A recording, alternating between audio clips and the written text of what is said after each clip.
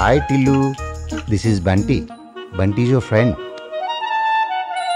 నీకు ఏదైనా డిప్రెసివ్గా ఉన్నా, లోన్లీగా ఉన్నా ఏడవకూడదు, బంటితోనే పంచుకోవాలి. ఓకేనా?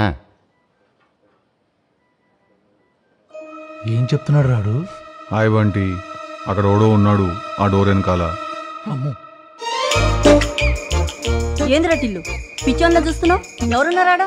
మాకు కనపడింది నీ ఒక్కనికి కనిపిస్తున్నారా? అమ్మా, పేషెంట్స్ అలా డెరిగేటర్గా మాట్లాడొద్దమ్మా. ఏంటిదేంటిది? అంటే చిన్న చూపు చూడొద్దని సార్.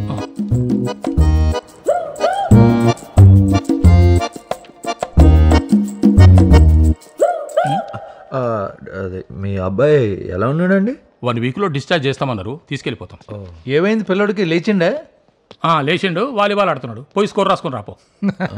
Nice joke. నన్ను ఏమన్నా మాట్లాడమంటారా మనడితో? ఏం మాట్లాడతారండి? గతం మర్చిపోయినంత ఏం మాట్లాడతారు? ఏమైంది? గతం మర్చిపోయిండు, పిల్లగాని నెత్తికి దెబ్బ తగిలింది, అగ వస్తున్నాడు.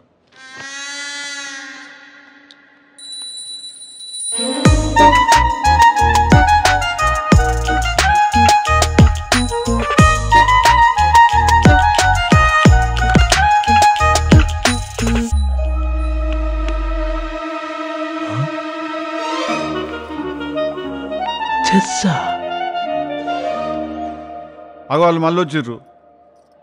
అగో సి, గతం మర్చిపోయిన పేషెంట్ మైండ్ తెల్లకాయతం లాంటిది. రెడ్ పెన్తో రాస్తే రెడ్గా, గ్రీన్ పెన్తో రాస్తే గ్రీన్గా ఉంటుంది సార్. మరి ఇప్పుడు ఏ పెన్తో రాద్దామంటావు? అట్లా కాదు సార్. ట్రామటిక్ ఇంజూరీ అయిన పేషెంట్కి ఇల్యూజన్ జరిగే ఛాన్సెస్ ఉన్నాయి. తనతో మనమే స్ట్రింజెంట్గా ఉండాలి. డాక్టర్, నేను నీతో ఒక విషయం నిజాయితీగా చెప్పాలనుకుంటున్నా. ప్లీజ్. ఈ హాస్పిటల్కి వచ్చినప్పటి నుంచి నువ్వు చెప్పిన ఒక్క ముచ్చట కూడా నాకు అర్థం కాలే. రియలీ? ఒక పని చేద్దామా? నువ్వు అవతలికి పోయి ఎవరన్నా తెలుగు తెలిసిన డాక్టర్ని ఇక్కడికి పంపిస్తావా? అలా కాదు sir, is my first patient. అంటే మా పిల్లగానే నువ్వు ప్రాక్టీస్ చేస్తున్నావు డాక్టరీ అంతా?